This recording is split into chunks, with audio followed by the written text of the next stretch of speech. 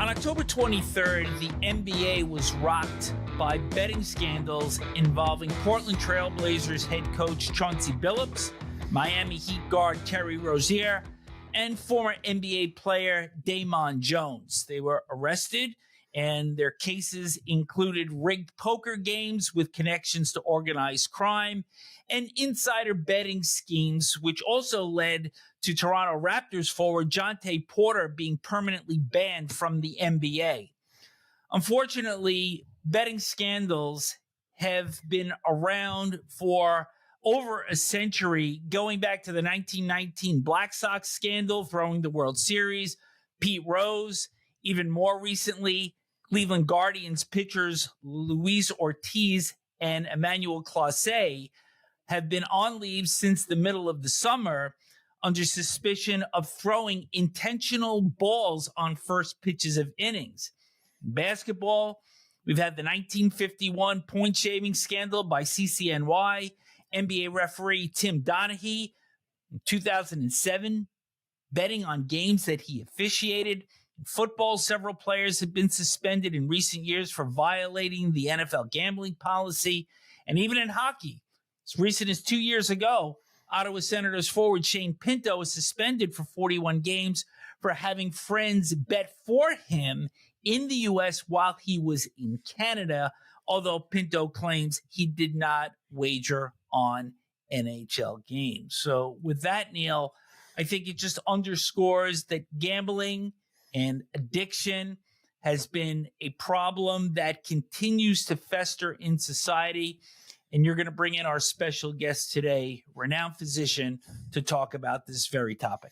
Yeah, and Vic, you know that this has always bothered me, the fact that the major leagues are all in bed with the casinos, and that it was only a matter of time before young people that play in pro sports were drawn into the gambling part. But knowing much more about this than I ever will know is our guest, and I'm proud to have Dr. Lipi Roy join us from New York, where she lives and works. She is an addiction medicine physician and international speaker. She's national media medical commentator on MSNBC, NBC News, CNN, and News Nation. She's a Forbes contributor. She's the founder of CETA Med, a health speaking company, and the host of the YouTube show Health, Humor, and Harmony, and Health, Hockey, and Leadership. And Dr. Roy, thank you so much for doing this. It's really, Vic and I were both really looking forward to this, because this is a topic that bothers us, along with head concussions and things like that. But gambling addiction is prevalent in society, and you're an expert on this. Well, Neil, thank you so much for having me on. You know, when we met at the Hockey and Mental Health Gala recently in New York City, I told you right from the get-go, I've been a diehard fan of hockey since I was 9 years old. I was born and raised in Toronto like you were. And, but yeah, in my later years, I studied medicine. I've been so lucky to be a physician and now specializing in addiction medicine. And I can tell you, addiction, like heart disease, can affect absolutely anybody. It's not a moral failing, but certainly in hockey, the sport I love, we're seeing sports betting on the rise in all sports leagues, pro sports leagues, and hockey's not any different. And there's clearly health consequences as a result of gambling. Sports betting is a form of gambling, and yeah, it can be a really serious and problematic issue. Is the addiction to gambling and aside from the other addictions one could have to drugs, alcohol, on and on and on, but the gambling addiction, which isn't something that is you take something and ingest it. This is something that your brain gets addicted to. Is it the adrenaline that you get from the fact of gambling? What is the actual thing that goes on in the brain, without going too deep into it, but what happens in the brain that gets you addicted? Yeah. So first of all, I'm glad you brought up that B word, the brain. The human brain is the most complex machine known to humankind. That's how I kind of explain it to my patients and the public when I go do speaking, I think when most people think of addiction, they think of drugs, they think of alcohol, cocaine, heroin, and that's true. Those are called substance use disorders or drug alcohol addictions. But there's another type of category of addiction known as behavioral addictions. So those could be like gambling, addiction to gambling, gaming, pornography, work, social media, devices, food. So these are all behaviors, but it still falls under the big umbrella or diagnosis known as addiction. And really, the way I like to explain addiction is that it's any type of substance use or behavior that causes compulsive consumption or use to the effect that it adversely impairs your day-to-day function. So I sometimes joke about, I'm addicted to chocolate, I'm addicted to dessert, but I'm not really addicted because I'm not consuming chocolate cake or tiramisu to the point that I'm unable to go to work, pay my bills, have good friendships and relationships. You know what I'm saying? So addiction is some type of behavior where it's really adversely or harming your day-to-day behaviors and functions. And gambling, I just want to be clear, gambling is something that most U.S. Canadian adults do, and it has no harm because they do it in a way that they enjoy and they move on, right? Similar with like even alcohol. Most people who drink a glass of wine or have a beer, they do so and it's not a problem. That's the case with most people. But for a small minority of people with certain risk factors, and we can talk about that, they go on to develop an addiction. Is it something that could affect the more undeveloped brain? And they say in males that the brain doesn't fully develop until around the age of 25. So is the gambling, which is allowed by 18 and above, is the gambling more harder thing with younger people than with an older brain? Yes, great question. So let me now just expand a little bit more how the brain is involved. So addiction is really a chronic disease of the brain. So addiction develops when an addictive substance, like say a cocaine, a heroin, alcohol, tobacco, or a behavior, a potentially addictive behavior like gambling, it affects parts of the brain that control decision making, cravings, habits like the basal ganglia, emotions, irritability like the amygdala, which is the primitive part of the brain, and then executive function, which happens in the prefrontal cortex. So it's clearly a problem or a impairment of the brain. So it's a brain disease, and it's a chronic condition. No one's addicted for just one day and it goes away. It's a chronic condition. But the good news is that treatment is available, and we'll talk about that. But to your question, Neil, yeah, studies are showing that gambling addiction specifically, it affects more men than it does women, far more. And then with sports betting, we're seeing that trend again in mostly men. There's a lot of research happening right now, but we need far more research in that area. But age is very key. So in addiction world, we advise parents of young children and teenagers, just wait till maybe at least 16 and onwards before you experiment. Young kids, young teens, preteens, they're experimenting with weed, with a drink, of alcohol. But if you can wait till you're late, a little bit later, the reason is because when you're young, your brain is still developing those neuronal connections. It's a very vulnerable time. So studies are very clear. The younger you start, certainly with substances, or even other addictive behaviors like the gambling, the younger you start, the more likely or higher likely it is that you will develop at risk, higher risk, harmful use and develop addiction later in life. And by the way, addiction to gambling is associated with other addictions, including increased rates of substance use, drinking, alcohol, smoking. So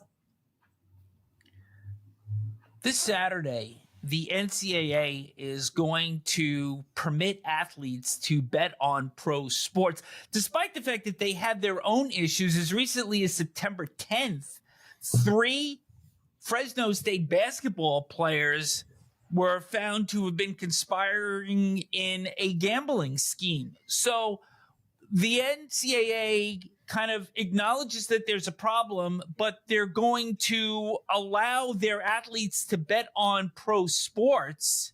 And it's almost as if they're speaking out of both sides of their mouth here.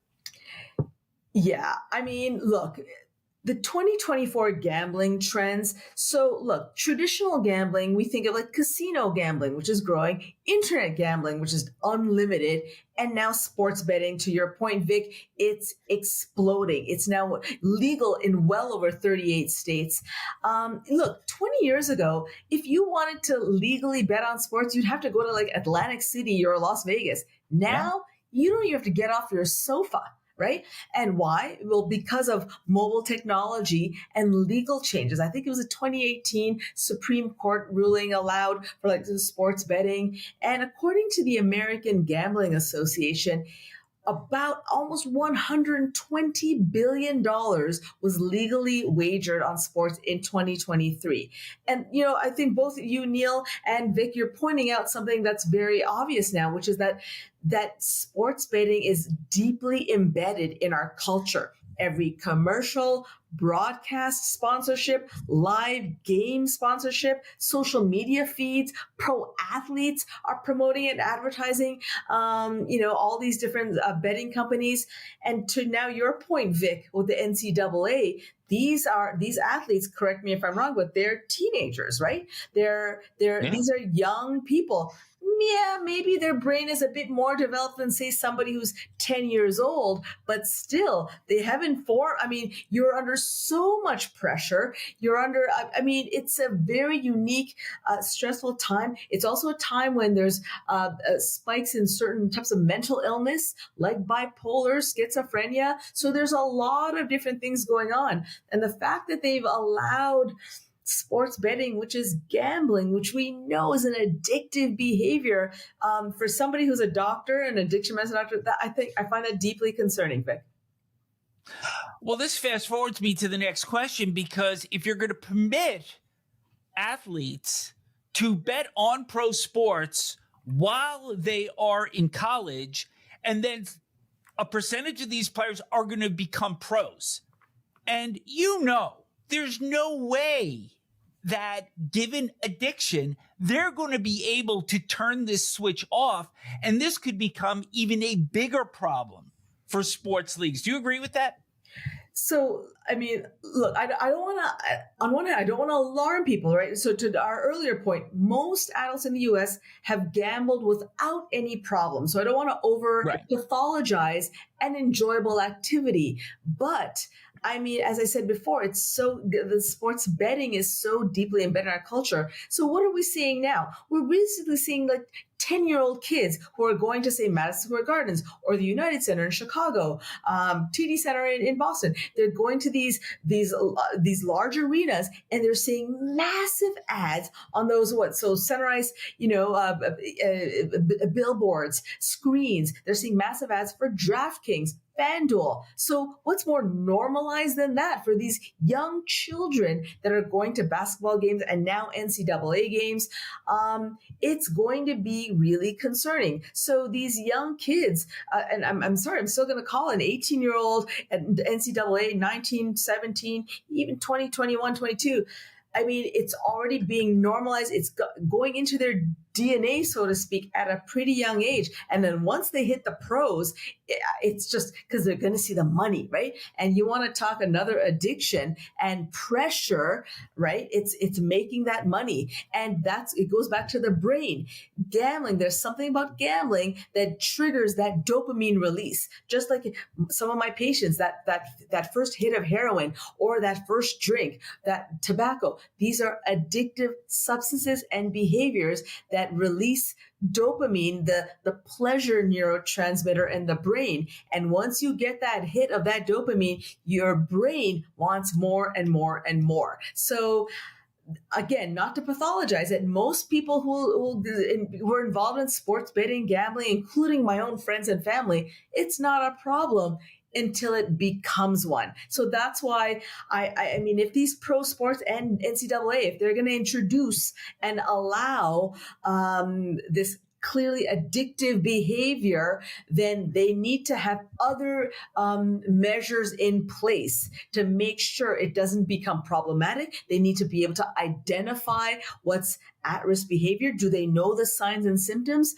Like, let's get ahead of it before it becomes a major problem. And when it does, because it will for some people, do we have the tools in place to make sure people are receiving evidence-based treatment and care?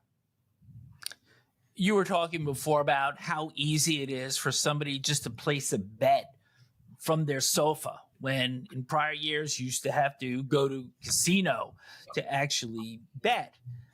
Do you see one of the biggest problems with gambling today, these prop bets, where obviously you're seeing fixes? You saw think of a case in the NBA last year, a player pulled himself out of a game after about 2 minutes of play, saying that he was sick or he was injured, and a bunch of his buddies had bet the under, and of course that was flagged and the bets were nullified.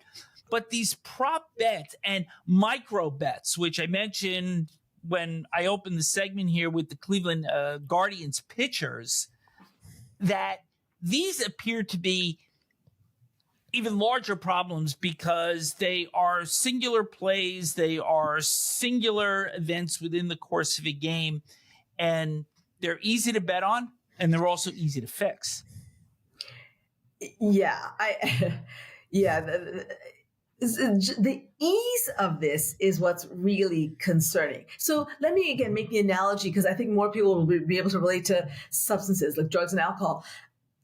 There's the supply side, right? Parents get concerned, but the public gets concerned. Elected officials get concerned when there's too much of the drugs in the community. Well, the analogy applies very much with gambling and sports betting, right? When you make something so accessible, and by the way, devices, social media devices, also an addiction. So can you now imagine we're really amplifying addictions, right? Or behaviors that can become potential addictions. People are already addicted to their devices. And now add to that, we're going to use this one addictive tool to attain another potential addictive tool, which is gambling. And you don't have to get up.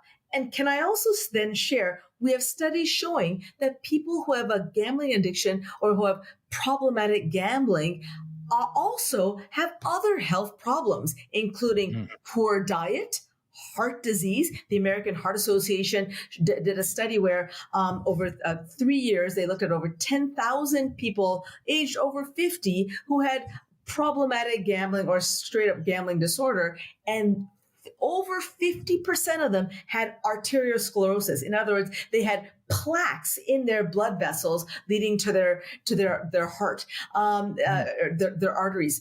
And over 50% developed heart disease. And granted, that's people over 50, but we need to do a lot more of these studies looking at younger people, looking at young men, so, and then that's just the physical problems: bad diet, bad exercise, heart disease, stress, which leads to hypertension and all these other problems. Those are the physical health problems. And then there's the mental health problems. Increased risk. We've known this for a while. People with gambling disorder, gambling addiction, have higher rates of depression, anxiety, and suicidality. A Swedish study showed that people with a gambling addiction have 15 times the rate of suicide as that of compared to the general population. And think about it. I want people paint this picture. When you're gambling, and by the way, people who gamble and have a gambling problem don't talk about it, right? They don't talk to their wives and their sisters and parents about it and their colleagues. They're gambling kind of quietly, silently.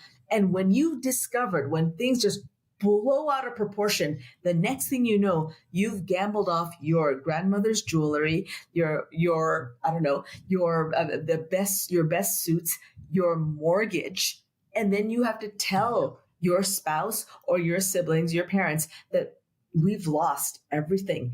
That profound shame and guilt. You're depressed, you're stressed, you're probably drinking. These things they don't happen in a silo. So can you imagine? So it's not a far leap to then see that you're so depressed that you then also then become suicidal. I see this becoming a major problem. So, Dr. Roy, I've always said that Major League hockey players, because I've dealt only in hockey, and I don't want to. I don't know athletes in baseball, football, or basketball other than by what I see in the media and what I watch. So I'm just going to talk about hockey for a minute. Yeah. I do know that there is a gambling component to their mindset. Never mind sports betting, never mind betting at all, just meaning they take a gamble. I'm going to gamble that I'll get through here without getting this guy's killing me. I'm going to gamble that I'll, and it goes, when we used to take commercial flights before charters started in the NHL, the players will bet with each other on anything. Like they'll bet on whose luggage comes out first. Whoever's bag came out first won the pot. So each player threw in $10. And if your bag came out first, you got the pot. They would do things like put a dollar bill on a string and while they're waiting for the plane and see who the next guy is that tries to pick it up, like a normal passenger. And they'll bet on that with each other just because they're so competitive with each other.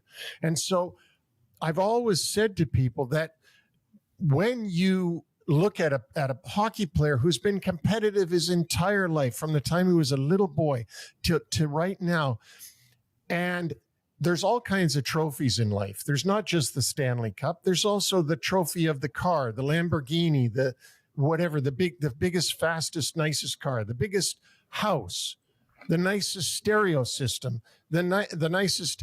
And it goes right into relationships too. And it goes into trophy wives. And we've heard that term before. And do you really think that you are this isn't a question to you, I'm just saying it outward.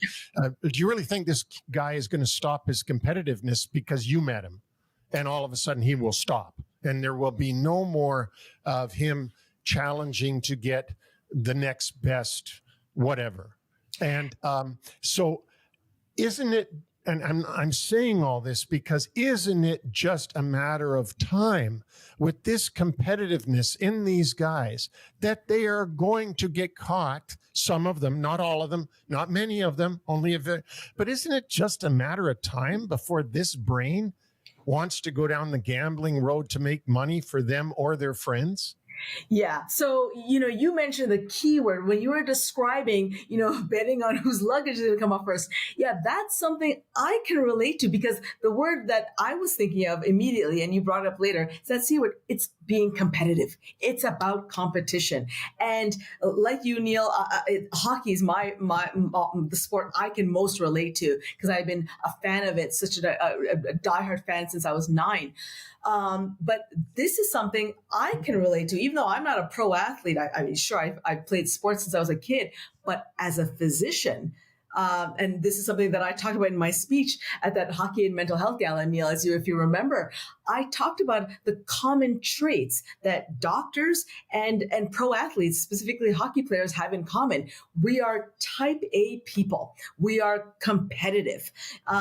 I may not be a pro athlete, but don't think for a second that I'm not your typical type A competitive doctor. And so as a result, that type of mindset has certainly served me well. I have 4 degrees, trained at Duke, taught at Harvard.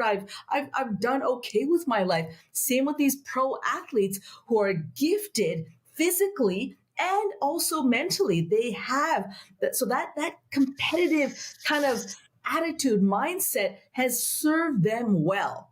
The downside, though, is that sometimes, and again, we can talk about what distinguishes those who then develop the problems versus those who don't, but that competitive streak, that sense of accomplishment, that dopamine high, that euphoria that we get, when it's not in check, it can become problematic. So yes, Neil, to your point, yes, of course, these hockey players that are built to be competitive and to win and to get that next award, for the most part, it's that behavior that drives them to achieve and to succeed, for the most part, is a good thing until it's not.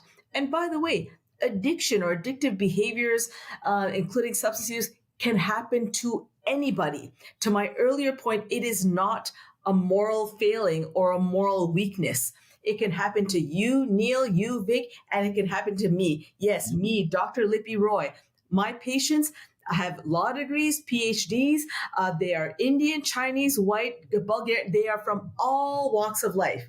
Just like heart disease, lupus, cancer can affect anybody, addiction can affect anybody. And typically what studies show is that it's often some type of trauma, stress that can increase one's risk. Grief, loss. These are behaviors, life experiences, that are so common and universal, but under the right circumstances, when it's repeated, when trauma happens at a young age, when there's no support, treatment, medications, therapy, whatever, support to help people, when the trauma is ongoing, genetics, these are all risk factors for why that can predict why some people can develop an addiction and others don't. Again, to be clear, addiction can happen to anyone at any time, but these are studies show what certain risk factors are that can lead to that behaviors. That's why I think it's so important for hockey players to have that good sense of community, and when they see problematic behaviors either in themselves or in, say, their teammates, their friends, their coaches, their colleagues, they need to talk about it. And that's why I'm glad we are talking about it in this podcast, Neil, because again, to me as a doctor and as a hockey fan, I care deeply about people in general, my patients, my family members, but I care deeply about hockey and hockey players. And so that's why I'm glad we're having this conversation, so we can reduce the stigma that's associated with all types of addiction, including gambling. I think you've just answered part of what my next question was. So I'm going to switch it a little bit and say, Dr. Roy, is there any chance, do you see any chance that we can get the genie back in the bottle with sports, and with particularly the NHL, because that's what our show is about. It's about hockey. But is there any chance we can get this genie back in the bottle? And you've already given advice as to if you see something, do something. But is there any chance, I'll say it again, is there any chance we can somehow get the cow back in the barn? Well, look, I think when it comes to sports betting and pro sports, that ship has sailed. I think because you guys know better than I, as well as I do. It's all the money. The language is money, right? Money talks, and so they're seeing massive profits. Now that said, I'm all about making money and making profits, but I think we need regulation. I think that's what the key is. I think these decision makers at the top levels, if they genuinely care about their players, and the NHL here specifically, that's the league I follow the most closely, if they care about their players and about their fans, by the way, then they need to have regulations, they need to have rules in place, and they need to also have evidence-based care and treatment models and support systems in place as well. So, Neil, as you know, they have the PAP, the Players Assistance Program, for a whole assortment of health issues, but it also needs to include, I think there needs to be a separate category, frankly, that's just addressing gambling and gambling addiction, sports betting addiction. Because you know me, Neil, I'm somebody who's a very positive person. And I'm also I'm a hockey nerd, but I'm also a science and medical nerd. And I believe in positivity and ending on a positive note and on a hopeful note. The good news is help is available. So when people need to understand and recognize what the signs and symptoms are of problematic gambling. This includes, the person who can't stop. They're constantly chasing. They're constantly preoccupied. They're gambling when they're distressed. They're lying about their gambling, lost opportunities. So if you're seeing those signs and symptoms, get help. There's medications that are available. They're not FDA approved yet, but medications are available. There's psychotherapy, including cognitive behavioral therapy or CBT. Yep. Gamblers Anonymous, 1-800-GAMBLER, intense outpatient resident programs. Anyway, help is available. That's the good news. So I just think, the genie is out of the bottle, Neil, to use your expression. But that said, there's an opportunity here to really make a difference and make sure, that if they care about their players, then they need to take action, and action is available. Dr. Roy, where can people follow you or contact you should they be in need of help? Yeah, thank you. I as you can tell, I hope that I love talking about health and medicine and hockey and merging the two. So yeah, people can reach me. I'm on Instagram, hashtag at Lipi Roy MD. Same with TikTok at Lipi Roy MD. I'm also on Twitter or X at Lipi Roy, LIPIROY, and follow me on YouTube on my YouTube health show.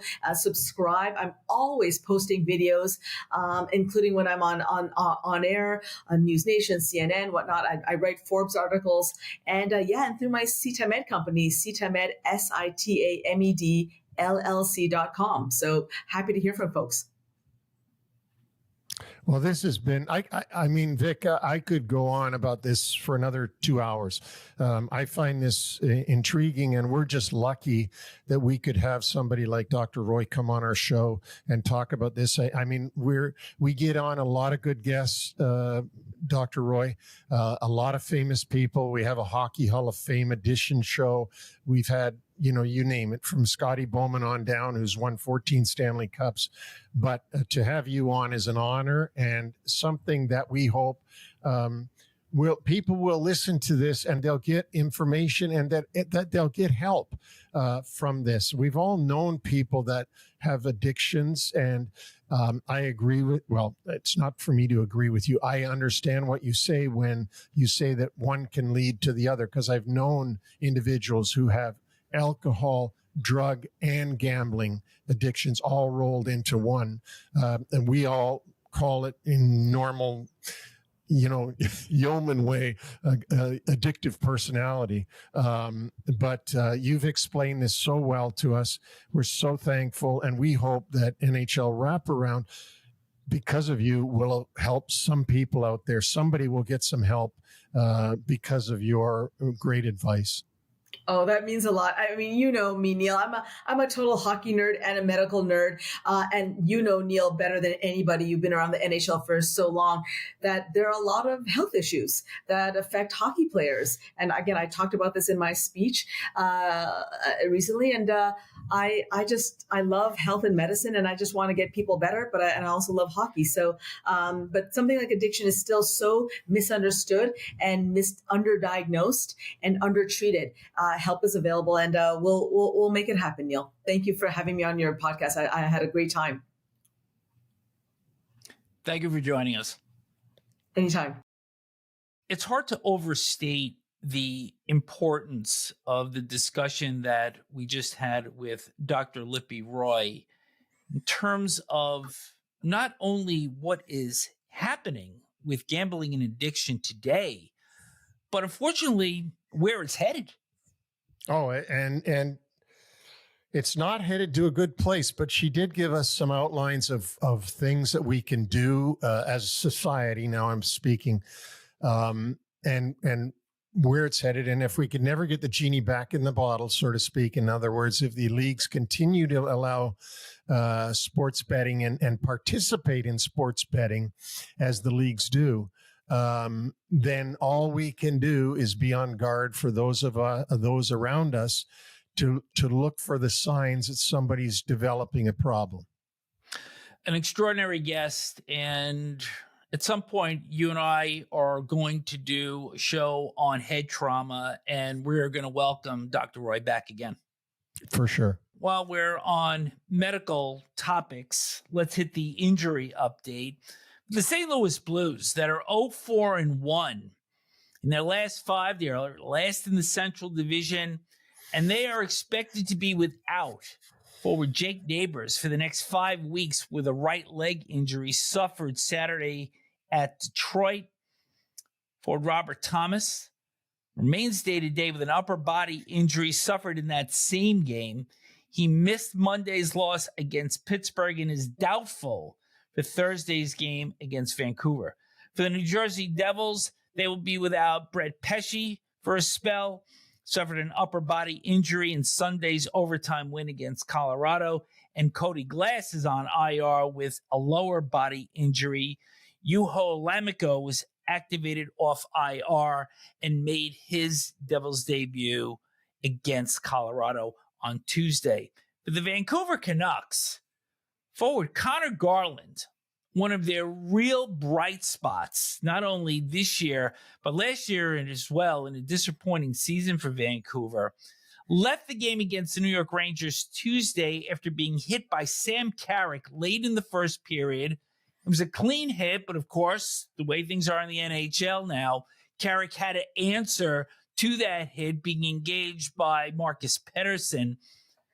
Garland played in the second, but not in the third. And this is the kind of injury that the Canucks cannot afford.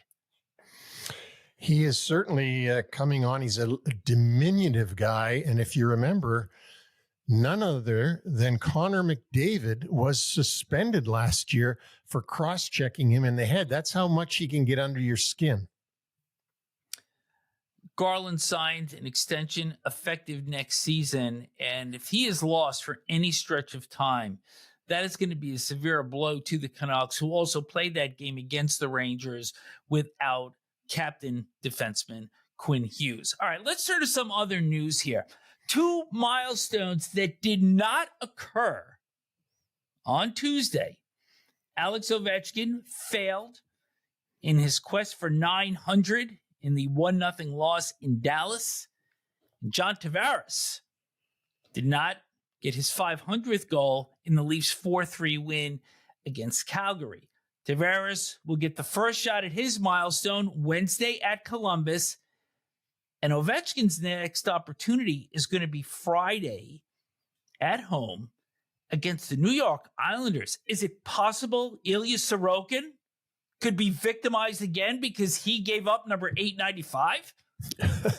Well, it's possible because David Riddick is playing tomorrow night in Carolina. Stay tuned on that one. In the first game of the night Tuesday, between the Flyers and Penguins, very interesting, exciting game. 2 disallowed goals in overtime. One coming as a result of an illegal substitution on a delayed penalty, which nullified goal scored by Evgeny Malkin. Tyson Foerster also had a goal waved off by an offside. But you wanted to talk about that illegal substitution play, so go ahead. Well, they were confused on the broadcast of why isn't this called too many men on the ice? And even when they went to Dave Jackson and asked him that, he said, I'm not familiar with the history of how this came in. Well, I can tell you why it's not called too many men on the ice, because the player that jumps on too early for the goalie coming off is not involved in the play. If that player jumped onto the ice and got involved in the play, like a too many men on the ice call, then it would have been the call. But you never see a too many men on the ice call if the player substitutes for another player too early and isn't involved in the play. That nobody ever whistles that down. So on this, that's why it's not called too many men on the ice. It's just called illegal substitution because you jumped on when the goalie wasn't within 10 feet or whatever the rule is of the bench. And the play, generally speaking, is 60 to 90 feet up at the other end of the ice, hence your point that it doesn't affect the play. There's something else interesting in this game, which ended in a 3-2 Flyers shootout victory. Neither Sidney Crosby nor Trevor Zegras, and Zegras, as we had mentioned in Short Shifts on Monday, the top shootout player in NHL history among players that have taken at least 20 attempts, they both got misconduct penalties at the end of the overtime period. Thus, they were ineligible for the shootout. However, Evgeny Malkin, who was in the penalty box at the time, was eligible for the shootout. So, question I have for you here. If a penalty carries beyond the end of the overtime period, this, of course, in regular season only, should they be eligible for the shootout? Well, they are eligible. The only way that you're not eligible is if you have either, I think it's a fighting major, a major penalty, or a misconduct. But 2-minute penalties, you can still participate in the shootout.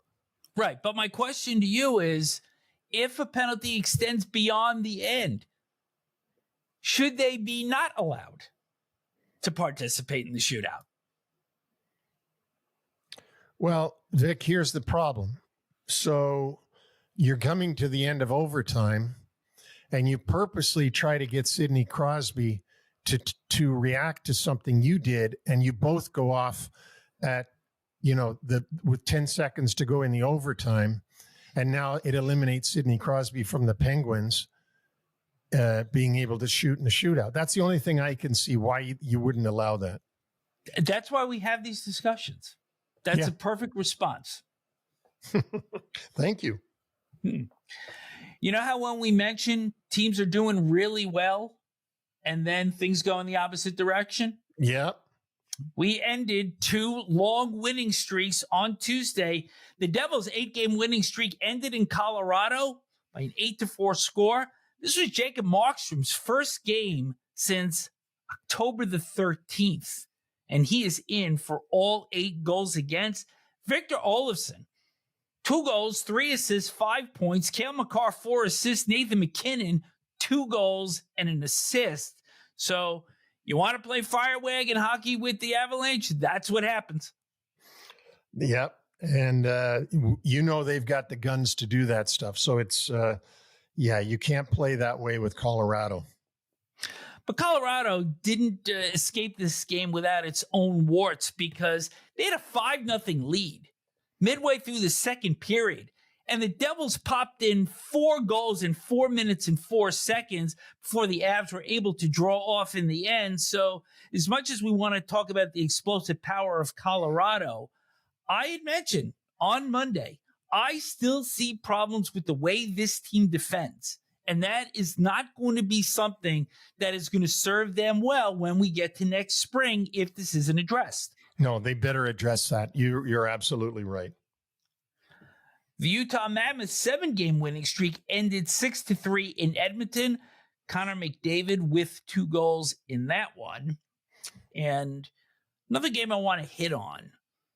Carolina Hurricanes falling to the Vegas Golden Knights 6-3. Jack Eichel, 2 goals and an assist, including the game winner with 4:59 left in regulation.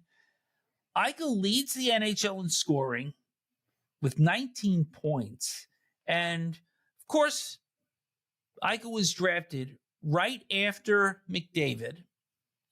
And you look at the magnificent numbers that McDavid has put up during the course of his career. Eichel has not come close to that, hasn't ever had a 100-point season. But he has won a Stanley Cup. Even though McDavid has been to the finals twice, Eichel has gotten the Holy Grail. And he certainly seems to be a much happier athlete when you see him on the ice than McDavid is in Edmonton. Yeah, and he does seem to be really enjoying his time in Vegas. That is for sure, and it's coming out in his play. I know how much you enjoy talking about contracts and the enormous money being made by NHL players today, and of course, this is something that's going to continue well into the future. Dallas Stars defenseman Thomas Harley extended with Dallas 8 years, $10.59 million. And in Utah, Logan Cooley, 8 years, $10 million each season. That also effective next season. And as we start to fast forward with the salary cap continuing to go up, keep your eye on 2028 when the big 3 M's are all projected to be UFAs unless they extend before then. Connor McDavid, Austin Matthews, Cale Makar. It is possible that if those players hit market at that time with where the salary cap is going to be, you could see players making $20 to $25 million a year. As I told you earlier today, one word, insanity. Then we're going to hit something more relaxed, such as relaxed attire. And this has been going on in the NHL since the start of the season, where the dress code has been eased. And as you know, we come from an era where everybody, up until really the end of last season, entered the arena in suits, sport jacket and tie, dressed up well, represented the game well. And for occasions such as the 1500th games by Ovechkin and Colorado defenseman Brent Burns, I could see that where clubs, players come in wearing T-shirts and tank tops to celebrate the accomplishment. However, there was a discussion on Rogers last week where they brought up subject of attire. Colby Armstrong hated it. And Jennifer Botterill, who I actually like on the panel, but she made the point of saying that I like it because if kids like seeing players walk into the arena in casual wear and T-shirts and stuff like that, they may be more attracted to the game. And I'm thinking, if that's what it takes to bring fans in, I don't like where the league is going. No, that was a dumb comment to make. The players have got to dress respectfully still. And you know what? Kids aren't going to be attracted by what a player wears coming off the bus or out of his car and to the game.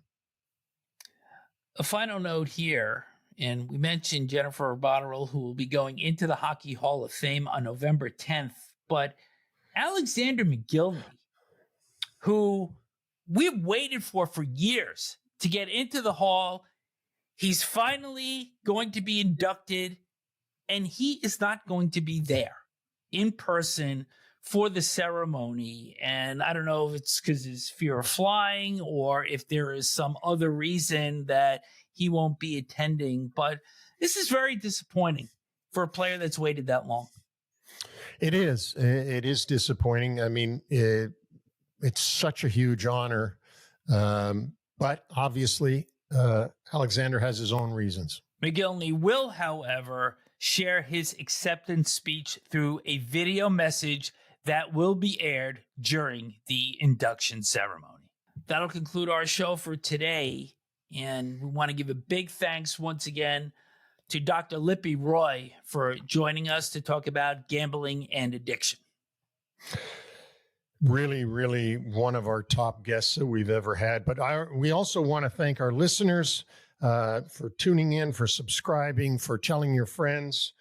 You can reach us individually, Neil at NHLWraparound.com, or, of course, my partner, Vic at NHLWraparound.com.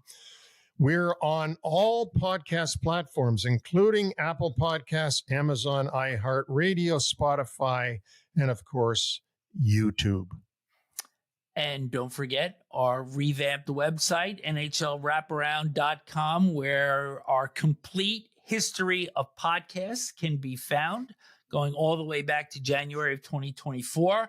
And we also have exclusive content, including New York Centric, written by Patrick Hoffman, Neil's Nuggets, and Smith's Picks. And we usually don't tip people off, but since there's only one game on Wednesday evening, would you like to tell people who you're picking? The one game on Wednesday evening is the Toronto Maple Leafs at the Columbus Blue Jackets. Both of them played yesterday. They're both, quote unquote, coming into the game tired.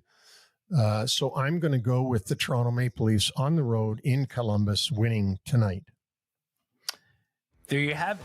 We're going to be back with you on Friday with short shifts. So until then, take care and thanks for tuning in today.